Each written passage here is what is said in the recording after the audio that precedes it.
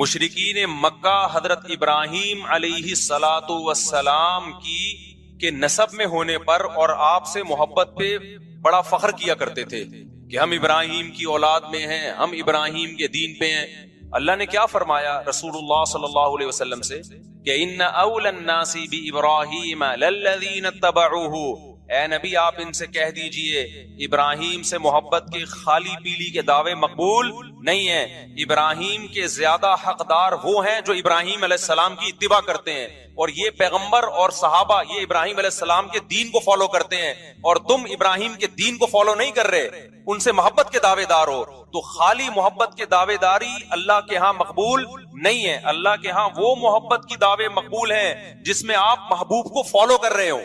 سیدنا حسین ابن علی رضی اللہ تعالی عنہ جو جنت کے جوانوں کے سردار ہیں، آپ سے محبت کا دعویٰ اس وقت مقبول ہوگا جب آپ سیدنا حسین کی سیرت کو فالو کریں گے۔ رونا پیٹنا ماتم کرنا یہ سیدنا حسین اور اہل بیت کی سیرت نہیں ہے۔ صبر کرنا، ظالم کے سامنے ڈٹ جانا، جان کے خوف سے اپنی پالیسیوں سے پیچھے نہ ہٹنا، یہ سیدنا حسین ابن علی رضی اللہ عنہ کی سیرت ہے جو آج ہمیں کہیں بھی نظر نہیں آتی۔ تو ہم نے بھائی دیکھنا ہے صحابہ کا طرز عمل کیا تھا۔ آپ بتاؤ صحابہ کو سیدنا حسین سے محبت تھی یا نہیں تھی؟ کیا غم کا پہاڑ ٹوٹا ہوگا جب اطلاع ملی ہوگی کہ سیدنا حسین ابن علی اور آپ کے اصحاب اور اہل بیت کو سب کو کربلا میں شہید کر دیا گیا ہے، کیا قیامت گزری ہوگی۔ کوفہ سے ایک شخص آیا نا، عبداللہ بن عمر سے پوچھنے لگا جو مارنے پر دم کا مسئلہ، انہوں نے فرمایا تم نے پیغمبر کے نواسے کو قتل کر دیا اور مسئلہ یہ پوچھ رہے ہو کہ جو مارنے پر دم آئے گا کہ نہیں آئے گا۔ ایک طرف تم نے پیغمبر کے نواسے کو قتل کر دیا کربلا میں، اور اب ہم سے آ کے مسئلہ پوچھتے ہو جو مارنا جائز ہے یا نہیں ہے۔ صحابہ کے ہاں یہ غم کم غم نہیں تھا۔ دیکھو حضرت معاویہ رضی اللہ تعالی عنہ کے ہاتھ پہ بھی حضرت حسین نے بیعت نہیں کی، لیکن بغاوت بھی نہیں کی۔ کیوں؟ بغاوت سے فتنے کا اندیشہ تھا۔ حضرت حسن جو حضرت حسین کے بڑے بھائی تھے، انہوں نے سیدنا معاویہ رضی اللہ تعالی عنہ کے ہاتھ پہ بیعت کی اور اس اختلاف کو ہمیشہ کے لیے اپنی کوشش کے مطابق ہمیشہ کے لیے ختم کر دیا۔ ختم ہوا نہیں ہوا ایک الگ بحث ہے، لیکن حضرت حسن کا مقصد کیا تھا کہ مسلمانوں کی دو جماعتوں کو میں آپس میں لڑتا ہوا نہیں دیکھ سکتا۔ لوگوں نے کہا آپ خلافت کے حقدار ہیں، آپ نے فرمایا میں دستبردار ہوتا ہوں سیدنا معاویہ کے حق میں۔ حضرت حسن بیعت ہو گئے حضرت معاویہ سے، اور یہ اختلاف کو کیا کر دیا؟ ختم۔ حضرت حسین بیعت نہیں ہوئے، لیکن حضرت حسین نے بغاوت بھی نہیں کی۔ ہر ایک کی اپنی رائے تھی، حضرت حسن کی اپنی رائے تھی، ان کا خیال تھا کہ بیعت ہونا مسلمانوں کے لیے زیادہ مفید ہے، ایک پاورفل حکومت ہوگی، ایک طاقتور ریاست ہوگی، ورنہ لڑتے رہیں گے آپس میں۔ حضرت حسین کا موقف یہ تھا کہ میں بغاوت تو نہیں کروں گا لیکن بیعت بھی نہیں ہوں گا، کیونکہ اگر بیعت ہو گیا تو اس سے جو خلفائے راشدین کے دور میں جو خلیفہ کی سلیکشن کا طریقہ تھا وہ طریقہ ختم ہو جائے گا۔ تو میں اگر اس طریقے کو نہیں لا سکتا تو اس کے خلاف کو پروموٹ بھی نہ کروں میں۔ یہ بھی ایک رائے تھی، میں سمجھا پا رہا ہوں اپنی بات؟ بھائی رائے کا اختلاف ہوتا ہے نا۔ نبی صلی اللہ علیہ وسلم نے فرمایا اذا اجتہد المجتہد فإن اصاب فلہ اجران وإن اخطأ فلہ اجر واحد۔ جب کوئی مجتہد اللہ کی رضا کو سامنے رکھ کے اجتہاد کرتا ہے، صحیح اور غلط کا فیصلہ کرنے بیٹھتا ہے، رائے یعنی اس کا مقصد اللہ کی رضا ہو، تو اگر وہ درست نتیجے پہ پہنچے تو 2 ثواب، غلط نتیجے پہ پہنچے تو بھی 1 نیکی اس کو ملتی ہے، اس لیے کہ اس کے بس میں جو خیر خواہی کا کے لیے جو تھا وہ اس نے کر دیا۔ رائے کا اختلاف ہوتا ہے۔ تو حضرت حسن رضی اللہ تعالیٰ عنہ بیعت ہوئے حضرت معاویہ کے ہاتھ پہ، سیدنا حسین نہ بیعت ہوئے اور نہ آپ نے بغاوت کی، خاموشی اختیار کی۔ حضرت معاویہ رضی اللہ تعالی عنہ نے سیدنا حسین کو تلوار کی زور سے بیعت پر مجبور نہیں کیا، بلکہ نواسہ رسول کا خیال کیا اور وصیت بھی کی لوگوں کو۔ لیکن جب حضرت معاویہ کے بعد یزید جانشین ہوا، اس کی سب سے بڑی غلطی یہ تھی کہ اس نے نواسہ رسول صلی اللہ علیہ وسلم اور آپ کے ساتھ جو چند اہل بیت اور چند صحابہ تھے، اس وقت بھی حضرت حسین نیوٹرل تھے، نہ حضرت حسین نے بغاوت کا ارادہ کیا اور نہ بیعت کرنے کا ارادہ کیا۔ یزید ابن معاویہ کو چاہیے تھا کہ سیدنا حسین رضی اللہ عنہ کو اپنے حال پہ چھوڑ دیتا، اپنے والد کی طرح۔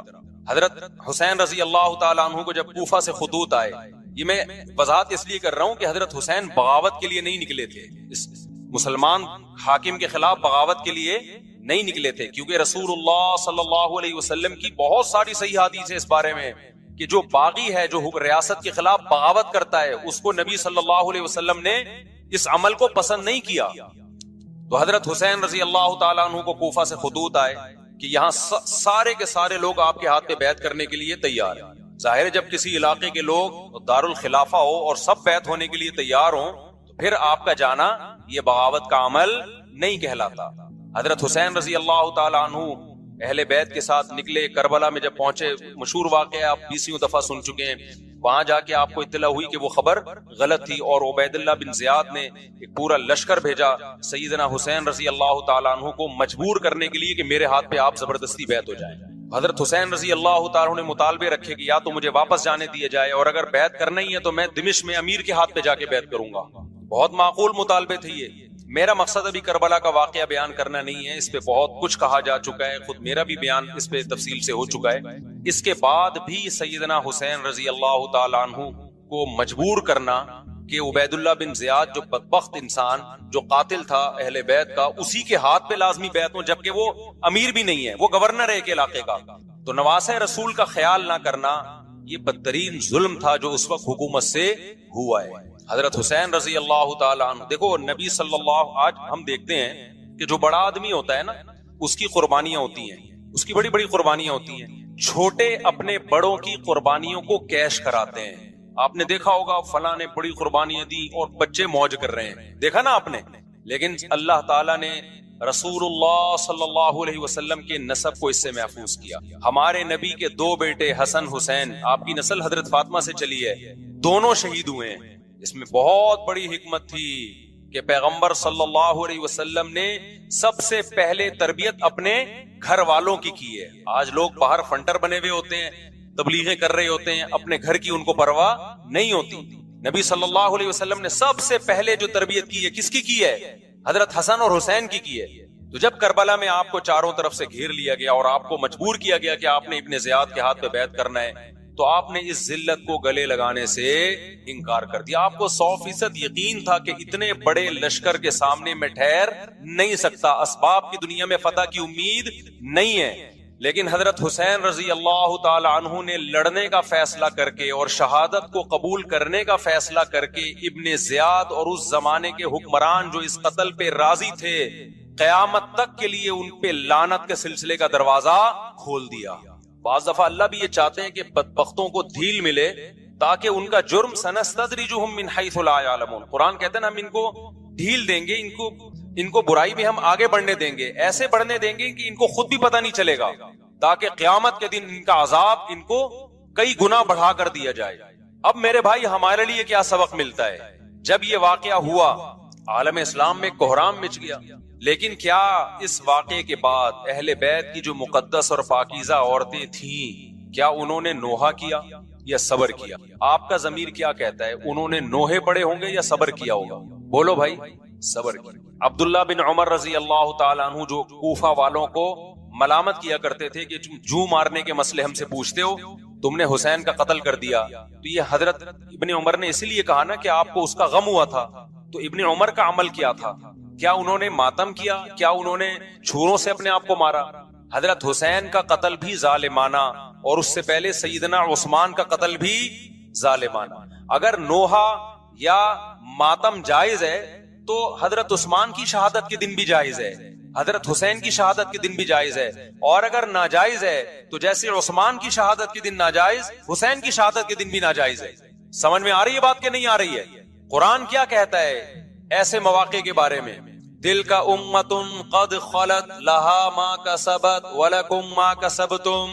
قرآن جب بھی پرانی امتوں کے واقعات بتاتا ہے، قرآن کہتا ہے یہ ایک قوم تھی جو گزر گئی، انہوں نے جو کیا اس کا بدلہ ان کو ملے گا، تم جو کرو گے اس کا بدلہ تمہیں ملے گا. تو ہمیں اللہ نے اس واقعے میں بھی بتا دیا کہ سیدنا حسین کا واقعہ، کربلا کا واقعہ جب سنا کرو تو یہ سوچا کرو یہ قوم تھی جو گزر گئی، جس نے اچھا کیا، حسین ابن علی نے اچھا کیا، ان کو اس اچھائی کا بدلہ ملے گا. اور جو حضرت حسین کے قتل کے حضرت سیدنا حسین کے مبارک خون سے جن کے ہاتھ آلودہ ہوئے، قتل کیا نا انہوں نے، تو لہا ما کسبت، ان کو اس ظلم کا بدلہ بھی ملے گا. تو ہمارا کام کیا ہے؟ ہم نے فالو کرنا ہے حسین کے راستے کو، نہ کہ حسین کے نام پہ ہم نے ماتم کرنے ہیں۔ حسین کا راستہ کیا ہے جس کو ہم نے فالو کرنا ہے؟ اب میں چند چیزیں آپ کو بتاتا ہوں۔ سب سے پہلا سبق جو ہمیں کربلا میں ملتا ہے کہ عزت اور دین، ایک طرف دنیا ہے۔ دیکھو اگر حضرت حسین رضی اللہ تعالیٰ عنہ ابن زیاد کے ہاتھ پہ جا کے بیعت ہو جاتے، آپ کیا سمجھتے ہو بے تحاشا مال و دولت حضرت حسین پہ خرچ نہیں کرتا کیا وہ؟ جب ایک بڑا آدمی کسی کے ہاتھ پہ بیعت ہوتا ہے تو اس کو بھی تو فائدہ ہوتا ہے نا اس سے۔ اور کیا حضرت حسین کو یقین نہیں تھا کہ کربلا میں شہید ہو جاؤں گا؟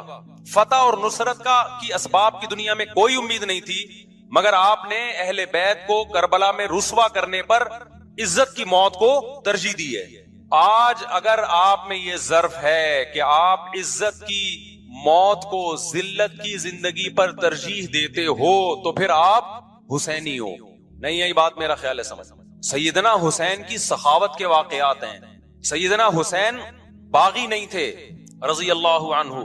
پھر جو اہل بیت کا طرز عمل کیا تھا، محرم میں کیا کیا ہو رہا ہے میں آپ کو بتاتا ہوں۔ ان میں سے کوئی بھی عمل نہ ہمیں قرآن سے ملتا ہے نہ صحابہ سے ملتا ہے ہمیں۔ تو ما انا علیہ و اصحابی جو جنتی فرقہ ہوگا اس کی جو علامتیں ہیں، تو جب آپ ان علامتوں کے خلاف چلو گے، صحابہ اور تابعین کو فالو نہیں کرو گے، تو آپ پھر اپنے آپ کو سنی کہنا چھوڑ دو۔ آپ بتاؤ مجھے اسلام میں کوئی مہینہ منحوس ہے؟ بولو نا، کوئی مہینہ منحوس ہے؟ تو آپ محرم کو منحوس کیوں کہتے ہو؟ لوگ مجھے کہتے ہیں مفتی صاحب فرقواریت پھیلا رہے ہیں۔ دیکھو فرقواریت جب پھیلا رہا ہوں جب میں کسی فرقے کے خلاف آپ کو کر رہا ہوں۔ میرے بیان شیعہ لوگ بھی سنتے ہیں، ملتے بھی ہیں، بہت دفعہ ایئرپورٹ پہ ملاقات ہوئی، بڑی عزت سے ملے، میں شیعہ ہوں لیکن آپ سے محبت کرتا ہوں۔ یہاں مسجد میں بھی آتے ہیں، میں نے کبھی کسی پہ طنز نہیں کیا۔ اس لیے میں بار بار کہتا ہوں جو شیعہ کا مذہب ہے اس کو کرنے دو، وہ سبیلے لگاتے ہیں آپ ان کو مت چھیڑو، جا کے تنگ نہ کرو ان کو۔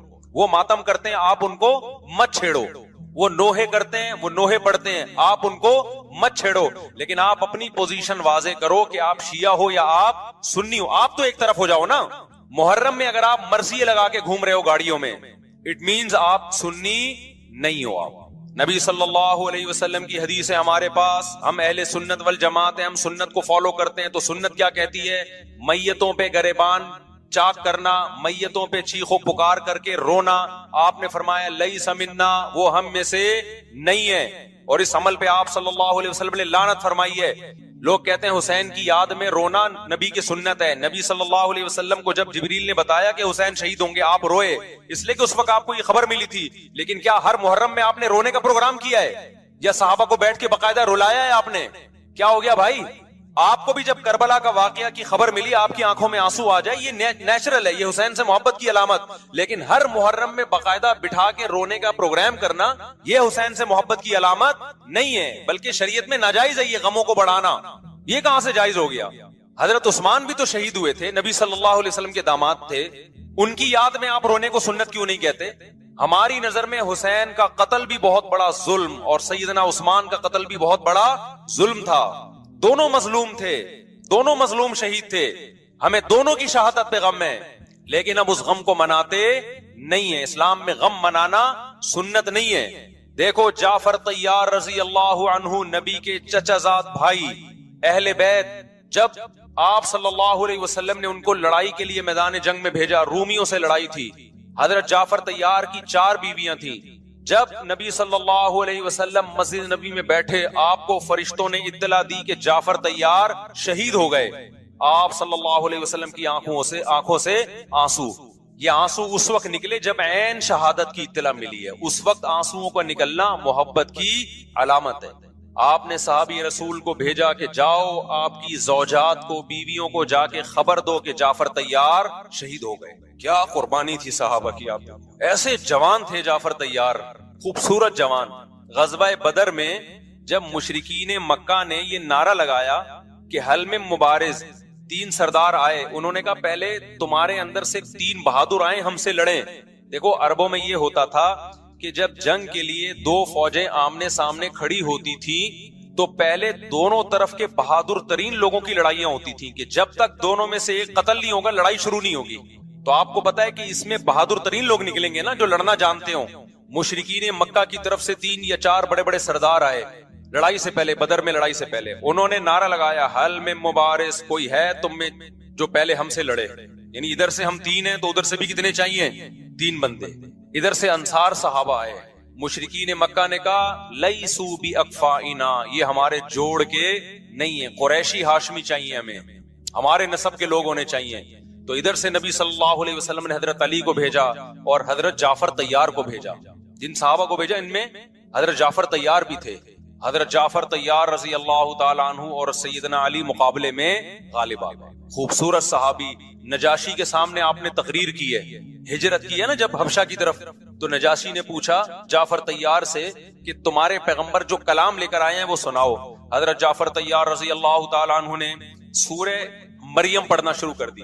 کاف ہا یا عین صاد ذکر رحمت ربک عبدہ زکریا اذ نادى ربه نداء خفیا قال رب انی وهن العظم منی واشتعل الرأس شیبا ولم اکن بدعائک رب شقیا وانی خفت الموالی من ورائی وکانت امراتی عاقرا فہب لی من لدنک ولیا. ایسی حضرت مریم اور عیسیٰ ابن مریم کی سیرت کو سورہ مریم میں بیان کیا حضرت جعفر طیار نے کہ نجاشی روتے روتے اس کی داڑھی تر، اور جتنے پادری بیٹھے تھے سب کی داڑیاں تر ہو گئی روتے روتے. تو یہ تقریر جو نجاشی کے اسلام کا سبب بنے، بادشاہ کو مسلمان کرنے والے کون تھے؟ حضرت جعفر طیار. اور آپ کے چھوٹے چھوٹے بچے، 4 جوان بیویاں ہوں، چھوٹے چھوٹے بچے ہوں، اور ایسے میں میدان جنگ میں لڑتے ہوئے شہید ہو جائیں تو پیغمبر اور صحابہ پہ کیا قیامت ٹوٹی ہوگی. لیکن ہمارے نبی صلی اللہ علیہ وسلم کی آنکھوں سے کیا تھے؟ صرف آنسو موتی کی طرح ٹپک رہے تھے. اور آپ صحابہ کو اطلاع دے رہے تھے کہ جعفر طیار شہید ہو گئے اور جاؤ ان کے گھر والوں کو بتا کے آ جاؤ. کتنی بڑی قربانی ہے یا نہیں ہے؟ جب خبر دینے والا آپ کی ازواج کو بتا کے آیا کہ جعفر طیار شہید ہو گئے تو آپ کے گھروں سے خواتین کے رونے کی آوازیں آئیں. آپ صلی اللہ علیہ وسلم نے فرمایا ان سے بولو کہ اپنی آواز کو پست کرو. پھر چیخو پکار کی آواز آئی تو آپ نے فرمایا کہ اگر دوبارہ چیخو پکار کی آواز آئے تو ان کے منہ پہ خاک پھینک دو. وہ شہید کی بیوہ تھی، اور شہید بھی کتنے مقدس، ان کو بھی نبی صلی اللہ علیہ وسلم نے نوحہ کرنے کی اجازت نہیں دی. اس دن جس دن غم پہنچا ہے اس دن بھی چیخو پکار کی اجازت نہیں دی ہے. تو آپ بتاؤ اگلے سال اس تاریخ کو چیخو پکار کی کیسے اجازت مل جاتی؟ نہیں آئی میرا خیال ہے بات سمجھ میں. جب غم پہنچا ہے اس وقت چیخنے چلانے کی اجازت نہیں ہے. چھوٹے چھوٹے یتیم بچے حضرت جعفر طیار کے، چھوٹے چھوٹے یتیم بچے، کتنا غم ہوتا ہے جب چھوٹے چھوٹے بچے، ان کا باپ دنیا سے چلا جائے، کتنا ترس آتا ہے ان کے اوپر. تو ہمارے نبی کو بھی ان یتیم بچوں پہ بھی ترس آیا، ان بیواؤں پہ بھی ترس آیا. لیکن نہ نبی صلی اللہ علیہ وسلم چیخو پکار کر کے خود روئے، اور نہ آپ نے ان کی ازواج کو رونے کی اجازت دی ہے. سمجھ میں نہیں آ رہی میرا خیال ہے بات. میرا مقصد شیعوں پہ طنز کرنا نہیں ہے، ان کا جو مذہب ہے ان کو اس پہ چلنے دو. میرا مقصد ہے آپ اپنی پوزیشن واضح کرو کہ آپ ادھر ہو یا ادھر ہو. کسی کو تنگ مت کرو، نہ کسی پہ فتوے لگاؤ کفر اسلام کے، نہ کسی کو جہنمی قرار دو. اپنی پوزیشن آپ فیصلہ کرو کہ آپ اگر ادھر جانا ہے تو پورے ادھر چلے جاؤ. پھر یہ آدھا تیتر آدھا بٹیر والا معاملہ مت کرو. وہ ان کا مذہب ہے بھائی. ان کے علماء ان کو بتاتے ہیں کہ محرم میں کالے کپڑے پہننے ہیں، محرم میں ماتم کرنا ہے، محرم میں کو منحوس سمجھنا ہے، اس میں شادی بیاہ نہیں کرنا. ان کے علماء ان کو بتاتے ہیں، ان کو چلنے دو اس پر. دنیا میں بہت سے فرقے ہیں، بہت سے مذہب ہیں. ہم کسی کو نہ ختم کر سکتے ہیں، نہ کسی کے خلاف نفرت پیدا کر سکتے ہیں. اس سے کوئی چیز حاصل نہیں ہوگی. کسی سے نفرت کرنے کی ضرورت نہیں، کسی پہ فتوے لگانے کی ضرورت نہیں. لیکن آپ کو اپنی پوزیشن واضح کرنی پڑے گی کہ میں کہاں کھڑا ہوا ہوں. اگر آپ سنی ہو تو پھر اہل سنت والجماعت صحابہ تابعین کو فالو کرتے ہیں، حدیث کو فالو کرتے ہیں. اور حدیث میں ہمیں ماتم کرنا، نوحہ کرنا، گریبان چاک کرنا اس کی پرمیشن نہیں ہے، بلکہ اس سے روکا گیا ہے. اس عمل کو حرام اور ناجائز قرار دیا گیا ہے. بات آ رہی ہے سمجھ میں؟ باقی جو شیعہ حضرات کرتے ہیں، ہمارے دوست ہیں شیعہ، میں مذاق میں نہیں کہہ رہا، ملتے ہیں ہم سے، میں کبھی ان سے مذہب کے ٹاپک پہ بات نہیں کرتا، نہ ان کو کبھی چھیڑتا ہوں کہ آپ یہ کیوں کر رہے ہو، یہ کیوں نہیں کر رہے. بھائی اس کا مذہب ہے، وہ اس کا فرقہ ہے، جو کرنے دو اس کو. ہم نہیں کرتے کیونکہ ہم اہل سنت والجماعت میں. سمجھ میں آ رہی ہے بات کہ نہیں آ رہی؟ پھر ربیع الاول کا مہینہ آئے گا، اس میں بھی آپ اپنی پوزیشن واضح کرو کہ آپ ادھر ہو یا ادھر ہو. 2 فرقے ہیں، دیوبندی بریلوی. میں نہیں کہہ رہا کہ کون جنتی کون جہنمی، لیکن بر صغیر میں جن کو دیوبندی کہا جاتا ہے وہ نظر و نیاز تیجے 40 میں کے قائل بولو نہیں. ان کی کتابوں میں لکھا ہوا ہے، وہ اس کے قائل نہیں. اگر کوئی بزرگ ان میں قائل گزرا بھی ہے تو اس کا ذاتی تفرد ہے, اس کو علماء نے فالو نہیں کیا, اس کو ان کی اجتہادی غلطی قرار دیا. ربیع الاول میں جلوس نکالنا یا مزار بنانا یا مزاروں پہ جانا اس نیت سے کہ وہاں جا کے ہم کوئی قوالی پڑھیں گے یا کچھ بھی, ہمارے ہاں قبرستان جانا صرف اس لیے ہے کہ آخرت کی یاد تازہ ہو, بس اس کے علاوہ اور کوئی کانسیپٹ نہیں ہے. ہمارے ہاں قبر ایک بالش سے زیادہ اونچی بنانا جائز, بولو نا, نہیں ہے. قبر پکی کرنا جائز نہیں ہے. تیجے 40 میں کرنا جائز, بولو نہیں. آج ایک صاحب آئے, کہنے لگے میری ساس کا 40واں ہے, فجر میں کہنے لگے مجھے, کہہ رہے میں نہیں گیا تو بڑا مسئلہ ہو جائے گا. میں نے کہا بھائی ایک فیصلہ کرو, گرین چینل یا وائٹ چینل, ایک طرف ہو جاؤ بھائی, کیونکہ وائٹ چینل میں یہ جائز نہیں ہے, نہ 40واں نہ تیجا ہے. اب لوگ مذاق اڑاتے ہیں, مر گیا مردود نہ فاتحہ نہ درود. بھائی کچھ بھی کہتے رہو, تو پھر پورے ادھر کو ہو جاؤ, یا تو پورے وائٹ ہو جاؤ یا پورے کیا ہو جاؤ, پورے گرین ہو جاؤ. پھر تیجا بھی کرو, 40واں بھی کرو, برسی بھی کرو, اور پھر اس کے بعد جھنڈے بھی لگاؤ ہرے رنگ کے. میں نہیں کہہ رہا دیوبندی صحیح ہے یا بریلوی صحیح ہے, دیکھو میں یہ بحث نہیں کر رہا, میری بات کو غلط نہ لے کے جانا. میں کہہ رہا ہوں آپ اپنی پوزیشن واضح کرو, صحیح غلط تو اگلا مرحلہ ہے, آپ کیا ہو آپ کو تو یہ نہیں پتا چل رہا. دیکھو فساد کی دو قسمیں ہوتی ہیں. ایک فساد ہوتا ہے آپ دوسرے کو گالیاں دے رہے ہو, یہ پکڑا جاتا ہے. ایک فساد ہوتا ہے کسی کی بات کو لے کے بھتنگڑ بنانا, سمجھتے ہیں اردو میں لفظ استعمال ہوتا ہے, وہ کیا کہہ رہے ہیں آپ اس کو کیا رخ دے کے پیش کر رہے ہو, اصل بات ہی دب جاتی ہے کہ اس کی نوعیت ہی چینج. گھروں میں دیکھو نا, گھروں میں لڑائیاں کیسے ہوتی ہیں. مثال کے طور پر ایک آدمی نے گالی دی, کسی کو الو کا پٹھا کہہ دیا, اب اس نے تو اتنا ہی لفظ کہا ہے. اب بھتنگڑ بنانے سے کہتے ہیں جی اس نے مجھے الو کا پٹھا کہا, پٹھا بیٹے کو کہتے ہیں, تو اس کا مطلب میرے ابا کو اس نے کیا کہا ہے, الو کہا ہے. اس نے تو نہیں کہا لیکن تم نے کہہ دیا.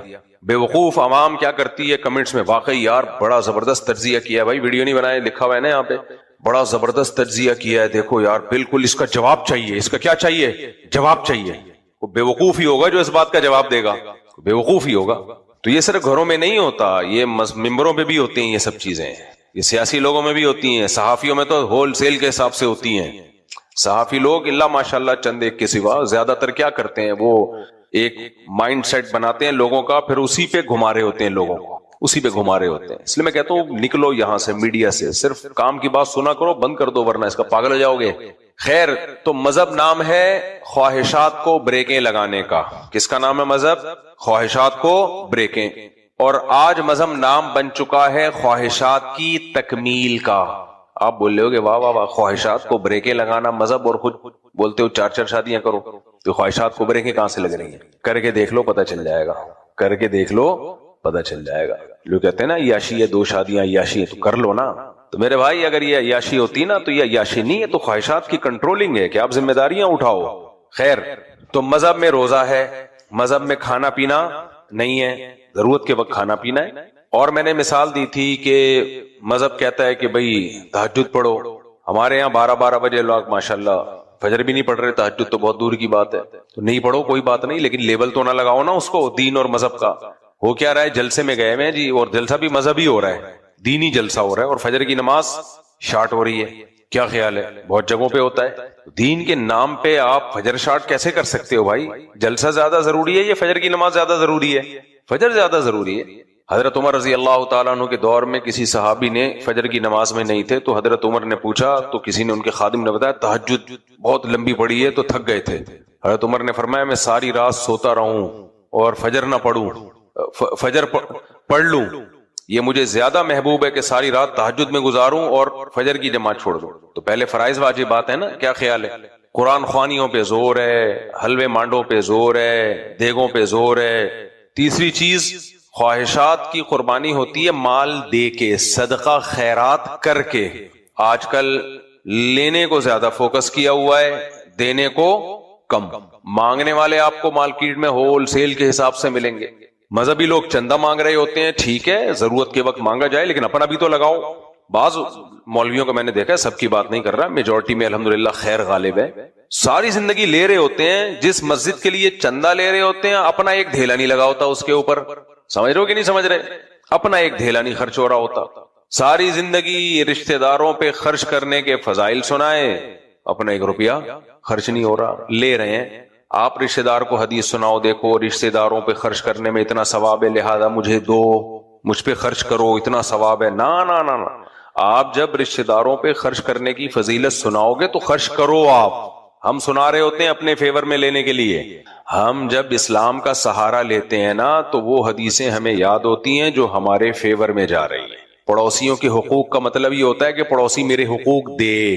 جب ہم پڑوسی کو حدیث سناتے ہیں کہ پڑوسیوں کے حقوق والی, تو مقصد کیا ہوتا ہے؟ حقوق دینا نہیں ہوتا, اس سے حقوق بولو نا لینا ہوتا ہے. سمجھتے ہو کہ نہیں سمجھتے؟ اسلام میں تو صدقات و خیرات ہیں. ہمارے نبی صلی اللہ علیہ وسلم نے اپنی ازواج کا کیا ذہن بنایا تھا؟ 1 سال کا آپ راشن دیتے, وہ راشن صبح سے بٹنا شروع ہوتا, شام تک خالی, ختم. یہ سخاوت تھی. تو پہلا مسئلہ ہمارے ساتھ یہ ہوا کہ ہم نے خواہشات کو دین بنا لیا. کھانا پینا, شادی بیاہوں میں دیکھو کیا ہو رہا ہے, اتنا کھایا جا رہا ہے, اتنا کھایا جا رہا ہے. اچھا, اللہ کے نبی صلی اللہ علیہ وسلم کو سستی پسند تھی یا چستی؟ آج مذہبی طبقے میں, بلکہ سب میں ہی, پورے ملک میں ہی لوگوں کی طبیعت میں چستی زیادہ ہے یا سستی زیادہ ہے؟ آپ کہیں گے کہاں سست ہیں بھائی, اتنے ایکٹیو قوم ہے ماشاءاللہ. اتنی ایکٹیو ہے کہ وہ خاتون کا بچہ گٹر میں, بیچاری کا بیٹا گر گیا. قریب دکان والوں کو یہ خیال پہلے آ جانا چاہیے تھا کہ حکومت ڈھکن نہیں لگا رہی, ہم ہی لگا دیں. کیا خیال ہے بھائی؟ اس سے بڑی کوئی سستی ہو سکتی ہے کہ آپ کے قریب میں, اور یہ ایک دکان کی بات نہیں ہے, اکثروں کا یہی حال ہے. ڈھکن کھلے ہوں گے تو کوئی پڑوسی کو اتنا نہیں ہوگا کہ یار تم لگا دو ڈھکن بھائی. ہم چست ہیں یا سست, اس کے لیے کوئی بہت زیادہ ڈیپتھ میں جانے کی ضرورت نہیں ہے. ہم لوگوں کی باڈی کے اسٹرکچر کو دیکھ لیا جائے. چست آدمی کی باڈی کیسی ہوتی ہے؟ بولو بھائی, یوں ہوگی, یوں ہوگی, یوں ہو جائے. سست کی باڈی کیسی ہوتی ہے؟ یوں. کیا خیال ہے؟ اوپر سے یوں, نیچے سے پھیلتی پھیلتی پھیلتی. میں بتا رہا ہوں بار بار, جو قدرتی طور پر اللہ کی طرف سے ہیں وہ تو ایک الگ بات ہے بھائی, وہ تو اللہ, جسم کون بناتا ہے؟ اللہ. میں وہ بتا رہا ہوں جو سستی کی وجہ سے موٹا ہو گیا ہو. کچھ قدرتی موٹے ہوتے ہیں, کچھ سستی کی وجہ سے موٹے ہوتے ہیں. نئے نئے لوگ بھی آ رہے ہیں نا, ان میں کچھ موٹے بھی آ رہے ہیں, تو وہ ناراض نہ ہو جائیں. تو وہ بھائی وہ قدرتی طور پر وہ اللہ نے بنا دیا. صحابہ میں بعض بھاری جسم والے تھے, تابعین میں اپنی دادی کے قصے سناتا ہوں نا مزے سے. میری دادی بہت بھاری جسم کی تھی لیکن بہت تھوڑا کھاتی تھی. چائے کا شوق تھا ان کو, لیکن وہ تو نیچرلی, وہ کہتے ہیں بچپن سے ہی ایسے ہیں. 85 کے بعد ان کی عمر رک گئی تھی, 90-95 ہو گئی ہوگی, لیکن وہ انہوں نے اپنے آپ کو کہنا 85 کا ہی تھا. تو بھاری جسم قدرتی طور پر بہت سے علماء کا ہے, لیکن سستی کی وجہ سے بھی موٹاپا. ہمارے ہاں زیادہ موٹاپا قدرتی طور پہ نہیں ہے. کس کی وجہ سے ہے؟ سستی. سمجھ رہے ہو؟ خوراکیں آپ دیکھ رہے ہو نا, 2 دریا پہ جا کے جو کھا رہے ہوتے ہیں, ایسا لگتا ہے 2 گھنٹے جم سے نکل کے آئے ہیں, یہ بہت ویٹ اٹھایا, یا کوئی ٹریکٹر چلایا انہوں نے, یہ ہل چلایا ہے. سو کے اٹھیں گے اور اتنے اتنے بکرے جا کے کھا جائیں گے. کہتے ہیں ڈاکٹر کہتے ہیں پروٹین لو. ڈاکٹر ایسے آدمی کو پروٹین کھانے کا نہیں کہتے جو سو کے اٹھے اور کھا جائے. ماہرین کہتے ہیں ہم جب 1 آدھ انڈا کھاتے ہیں نا, 1 یا 2 انڈے کھاتے ہیں, تو تیسرا ہماری باڈی کو لگتا ہی نہیں ہے. سمجھ رہے ہو؟ وہ تیسرا انڈا جب لگے گا جب آپ نے کوئی خوب ایکسرسائز کی ہو, ورنہ وہ 6 بھی کھا لو گے نا انڈے, وہ لیور پہ بوجھ ہی بنیں گے اور کچھ بھی حاصل نہیں ہوگا. کھائے جا رہے ہیں, کھائے جا رہے ہیں, کھائے جا رہے ہیں. میں جب لوگوں سے ملتا ہوں تو سب سے پہلے, ہر شخص کی عادت ہے, سب سے پہلے اس کی باڈی کو دیکھتا ہے نا ہر شخص, تو اندازہ ہو جاتا ہے یہ سست ہے یا چست. میرے سستی پہ بہت سارے بیانات ہو چکے ہیں. لوگ مجھے کہتے ہیں ہم دین کی باتیں سننے کے لیے آتے ہیں, اب کیا یہ سستی چستی لے کے بیٹھ جاتے ہو؟ کھانا پینا, حلوے مانڈے, کم کھاؤ, ورزش کرو, یہ کیا لے کے بیٹھ جاتے ہو؟ ہم یہ سننے کے لیے آئے ہیں. دیکھو جو آدمی سست ہوتا ہے نا, جو پھوڑتا پھاڑتا رہتا ہے, سست ہوتا ہے, خواہشات کا غلام ہوتا ہے, وہ مذہب پہ چلنے کا تصور بھی دماغ سے نکال دے. وہ مذہب کو بدنام تو کر سکتا ہے, یہ مذہب کی پہلی سیڑھی ہے. سمجھ رہے ہو؟ یہ پہلی سیڑھی ہے. اس کے بعد آدمی مذہب پہ چلنے کے لیے خواہشات کو بھی قربان کرنا پڑتا ہے, سستی کو بھی قربان کرنا پڑتا ہے. ہمارے ہاں ہو یہ رہا ہے, مختلف تنظیموں کے ذریعے, مختلف تحریکوں کے ذریعے لوگوں کو دیندار بنانے کی تو کوشش کی جا رہی ہے کہ یہ مت کرو, یہ کرو, لیکن اس کی جو بنیادی کی ہے کہ پہلے چست تو بناؤ, باڈی کو ایکٹیو تو بناؤ, وہ اس پہ محنت نہیں ہو رہی. لہذا وہ سنتا ہے, اٹھ کے چلا جاتا ہے, کچھ کوئی اثر نہیں ہوتا, تھوڑی دیر کے لیے موٹیویشن ملتی ہے, پھر ویسے ہی فارغ. ہر کام میں سست, ہر کام میں پیچھے. سست آدمی ماں باپ کی خدمت کرے گا؟ سست لڑکا, آپ نے دیکھا ہوگا نا گھروں میں کچھ سست ہوتے ہیں, پوستی لڑکے, نوجوان, کچھ ایکٹیو ہوتے ہیں, جو کام بولو ٹھک کر کے گئے, فوراً کیا انہوں نے. کرتے کہ نہیں کرتے؟ اولادوں میں نظر آ رہا ہوتا ہے نا, یہ بیٹا ہے, اس کو کوئی کام بولو ٹھک کر کے بھاگتا بجائے گا, اچھلتا کودتا چھلانگتا, خوشی خوشی کرے گا. دوسرا, اس کو جب کام کا بولو تو پیشانی پہ ایسے سلوٹیں آتی ہیں جیسے قیامت کا اعلان ہونے والا ہے. دائیں بائیں کلا بازیاں کھائے گا, پھر دکان بھیجا تو کہیں اور چلا گیا, وہاں بیٹھ گیا. ہوم ورک کر رہا ہوگا تو بیٹھ کے باتیں زیادہ کر رہا ہوگا, ہوم ورک. ہمارے ایک دوست تھا بچپن میں, کبھی ہم اس کے پاس جاتے ہیں کھیلنے کے لیے نا, بہت سست تھا وہ, ہو گیا, کسی کو پتہ نہیں چلے گا کس کی بات ہو رہی ہے. تو وہ میں دیکھتا تھا وہ ہوم ورک, میں جب مجھے ہوم ورک ملتا تھا, ہم کرنا ہوتا کر لیتے, نہیں کرنا ہوتا تو کرتے ہی نہیں. ہم جاؤ نہیں کر رہے, مار کھا لیں گے اسکول میں, کوئی اتنا بڑا مسئلہ نہیں ہے. 2-4 تھپڑ ٹیچر کے اگر پڑ جائیں, پہلے زمانے میں ایسا ہی تھا, 2-4 چماٹے پڑ جائیں اور آدھے گھنٹے کی محنت سے جان چھوٹ جائے. ہم بیلنس کرتے تھے کہ ترازو کے ایک پلڑے میں ہوم ورک رکھا جائے, اس میں آدھا گھنٹہ لگ رہا ہے, 2 یا 3 چماٹ میں چند سیکنڈ لگ رہے ہیں, تو چماٹ بہتر ہے, کیا خیال ہے, کھا لیں گے. یعنی اس کی وجہ سستی نہیں ہوتی تھی, ہم پلس مائنس کرتے تھے کہ یار 2 تھپڑ کھا لیں گے, ابھی کون بیٹھ گئے ہوم ورک کر. پھر ہوم ورک بھی تو کوئی ڈھنگ کا ہو نا. اسکولوں میں کیا ہے, جو کتاب میں لکھا ہوا وہی کہہ رہے ہیں یہاں لکھ کے لاؤ. بعض دفعہ اس میں یہ حکمت ہوتی ہے کہ یاد ہو جائے گا لکھنے سے, وہ اگر حکمت ہے تو ٹھیک ہے. بعض دفعہ یہ حکمت بھی نہیں ہوتی, بس ٹیچر کو کاپیاں بھرنی ہوتی ہیں تاکہ دکھا سکے ٹیچر جو ہے کہ دیکھو میں نے کتنا کام کروایا, میں نے کتنا کام. تو ہم تو پلس مائنس کرتے تھے کہ 2-3 تھپڑ دیکھ لیتے ہیں. آج کل کے بچے ایسے چھوئی موئی ہیں, ایسے چھوئی موئی بچے ہیں, ان کو تھوڑا سا ڈانٹ دو تو سیلف ریسپیکٹ کے خلاف ہو جاتا ہے ان کے. ابے تم فرعون کی نسل ہو, فرعون کی اولاد ہو. ایسے بچے زیادہ نفسیاتی ہوتے ہیں, پتہ ہے آپ کو. باہر ملکوں میں جہاں بچوں کو ڈانٹنے پر بھی, میں بچوں کے مارنے کے خلاف ہوں, نابالغ بچے کو کوئی اس زمانے میں تو ہاتھ لگانے کی اجازت نہیں ہے. بالغ بچہ ہو تو پھر والدین کی اجازت سے آپ اس پہ ہاتھ اٹھا سکتے ہیں, لیکن ماں باپ تو اٹھا سکتے ہیں نا نابالغ پہ بھی. تو اب تو ڈانٹ بھی نہیں سکتے, بچہ اپنی ایسی رسپیکٹ کے خلاف ہو. اس میں دیکھو 2 بے اعتدالی ہیں, وہ میں بتاتا ہوں. بیلنس کیا ہے اس میں. کچھ ماں باپ کیا کرتے ہیں, بچے کو بالکل نہیں ڈانٹنا, سیلف ریسپیکٹ کے خلاف ہے. نفسیاتی ڈاکٹر بھی ماں باپ کو اور نفسیاتی بنا دیتے ہیں. بچے کو جب آپ یوں ڈانٹیں گے تو اس کی عزت مجروح ہوگی, پھر وہ یوں پھر محسوس کرے گا, پھر وہ ایگریسو ہوگا. وہ پورے انہوں نے نا ہارمونز کی کتاب پڑھی ہوئی ہوتی ہے بچوں کے. ڈوپامین نکلے گا, پھر وہ والے ہارمون نکلیں گے, پھر یہ والے ہارمون نکلیں گے. بہت سارے ہارمونز ہیں, وہ انہوں نے نام یاد کیے ہوتے ہیں. کتابوں کی دنیا اور ہوتی ہے میرے بھائی, پریکٹیکل لائف. یہ ہارمون آدم علیہ السلام کے دور سے نکلتے آ رہے ہیں, اس وقت تو کوئی کتاب نہیں تھی. کیسے کیسے عظیم لوگ پیدا ہوئے کہ نہیں ہوئے, نہیں یاری میرے خیال بات. نفسیاتی جو ڈاکٹرز ہیں وہ کہتے ہیں جب آپ بچے کو ایسے ڈانٹتے ہیں نا, اور سب کے سامنے ڈانٹ دیا آپ نے, اب مجھے وہ ہارمونز کے نام تو پورے یاد نہیں ہے, تو وہ میلاٹونن ہے اور ڈوپامین ہے, یہ 2-3 بڑے بڑے جمشید ہارمون کہہ دیتے ہیں ہم اس کو. یہ والے ہارمونز نکلتے ہیں. پھر جب آپ اس کو, وہ خوشی کے ہارمونز نکلتے ہیں. پھر جب آپ اس کو بے عزت کرتے ہو تو بے عزتی کے ہارمون نکلتے ہیں, ہم اس کو بے عزتی کے ہارمون کہہ دیتے ہیں سیدھی دیسی زبان میں. کیا خیال ہے. پھر یہ والے ہارمون نکلتے ہیں. پھر ماں باپ جب یہ ڈاکٹروں کی کلپ دیکھتے ہیں خود بیچارے ڈپریشن میں جاتے ہیں, یار بہت مشکل ہے ہارمون جو ان کے ہارمون ہیں ان میں بیلنس رکھنا, ایسا نہ ہو خوشی کے زیادہ نکل جائیں. کیا خیال ہے. 4 شادیوں کی باتیں شروع کر دے گا, جیسی زیادہ خوشی کے نکلے نا تو بچہ وہ بھی آؤٹ ہو جائے گا. ہارمون میں بیلنس رکھنا ہے نا, تو وہ اتنا ٹینشن والا کام بنا. بچوں کی تربیت خدا کی قسم بہت آسان ہے. 2 کام کر لو, ایک تو بچے زیادہ پیدا کرو, دوسرا غلط لوگوں میں کھیل لینا دو, بس 2 کام کر لو. کوئی ٹینشن والا کام نہیں. یہ ان لوگوں کی مذاہب ہے جن کے 1-1 بچے ہوتے ہیں, وہ کمبخت سارا دن ہارمونز کو بیلنس کرنے میں لگے رہتے ہیں. جب زیادہ بچے ہوتے ہیں آپس میں ہی ایک دوسرے کے ہارمونز کو وہ بیلنس کرتے ہیں, ڈانٹ کے بھی, لڑ کے بھی, ٹماٹے مار کے بھی, ایک دوسرے کو اپریشیٹ کر کے بھی. وہ نارمل بچہ بنتا ہے. بہن بھائیوں اس کے بہت سارے کھیلنے کودنے کے لیے. ماں باپ کا کام صرف یہ ہوتا ہے دیکھتے ہیں ان کی ایکٹیویٹی پہ نظر رکھیں, غلط سمت میں تو نہیں جا رہے کہیں, ہیں کچھ چرسیوں کے ساتھ اٹھنا بیٹھنا تو نہیں ہو رہا, بدتمیز تو نہیں بن رہے. بس فیملی پلاننگ والوں نے بنا دیا وہ 1-2 بچے 2 تربیت والے ہو. کہاں تربیت والے ہو رہے ہیں جو پیدا ہو رہے ہیں. حال تو دیکھو, یونیورسٹیوں میں نشہ کر رہے ہیں, لڑکیوں سے زنا کر رہے ہیں.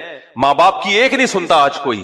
باپ ایک لفظ ان کو بول دے تو ناک پہ مکھی بٹھا کے بیٹھ جاتے ہیں. نہ ماں کا احترام ہے, نہ بھائی کا احترام ہے, نہ باپ کا احترام ہے, نہ چچا ماما, سب برباد ہو گیا. جینز کی پینٹیں پہن کے لڑکیاں جا رہی ہیں یونیورسٹیوں میں, ڈیٹیں مار رہی ہیں, لڑکے سگریٹ پی رہے ہیں, چرس پی رہے ہیں, ڈرگس لے رہے ہیں, کہہ رہے ہمیں سکون نہیں ملتا. یہ ہے وہ 2 جو تربیت یافتہ پیدا ہوئے ہیں. سمجھتے ہو کہ نہیں سمجھتے. لوگ کہتے ہیں 15ویں صدی میں 21ویں صدی میں یہ مولوی زیادہ بچوں کی باتیں کرتا ہے, پاگل ہو گیا ہے. اللہ کا شکر ہے میں پاگل نہیں ہوں, پاگل آپ ہوئے ہو. ٹھیک ہے, 21ویں صدی ہو 22ویں صدی ہو, نیچر کے اصول کبھی بھی تبدیل نہیں ہوتے. سمجھتے ہو, فطرت کبھی بھی چینج نہیں ہوتی. 10,000 سال پہلے بھی روٹی کو دانتوں سے چبا کے کھانا پڑتا تھا. 10,000 سال کے بعد بھی کیا ہے, دانتوں سے چباؤ گے. یہ نہیں کہ سائنس نے ترقی کر لی ہے تو اب روٹی کو گرائنڈ کر کے جوس بنا کے پی لو, یا پلاسٹک کی روٹیاں کھانا شروع کر دو, یا گلوکوز کے انجیکشن پہ سیٹ ہو جاؤ. ایسا نہیں ہوگا. ڈاکٹر کہتے ہیں نا جن کو ڈرپیں چڑھ رہی ہوتی ہیں, بھائی 1 آدھ ڈرپ کافی, اب کھا طاقت آئے گی کس سے؟ وہ کہے گا ڈاکٹر صاحب ڈائریکٹ گلوکوز جب جا رہا ہے تو مجھے پراٹھے پھوڑنے کی کیا ضرورت ہے؟ ڈاکٹر کہے گا بھائی نیچرل کیا ہے؟ کھانا ہے، کھا کے جو انرجی ملتی ہے وہ ہے نیچرل. گلوکوز تو سہارا دینے کے لیے بوتل چڑھا دی، اب چل شاباش نکل یہاں سے. وہ بوتلیں لے کے سارا دن گھوم رہے کہ کھانے کا میرے پاس ٹائم نہیں ہے، بس جب بھوک لگے گلوکوز چڑھا لو، جب آئرن کی ضرورت ہو تو آئرن کا انجیکشن ٹھوک دو، میگنیشیم کی ضرورت ہو میگنیشیم کی گولی کھا لو، چل جائے گا. جاپان کے سائنسدان نہیں چل رہے، وہ بھی کھا رہے ہوتے ہیں، وہ بھی کھا رہے ہوتے ہیں. ہاں جب چاند واند پہ جاتے ہیں تو ایک آدھ ہفتے کے لیے پھر وہ کچھ ایسا کچھ سسٹم بنا کے چلے جاتے ہیں، وہ بھی زیادہ عرصے نہیں چلتا. تو جیسے میرے بھائی انسان کی باڈی چینج نہیں ہوئی ہے، وہ صدیوں سے ایک ہی جیسی ہے.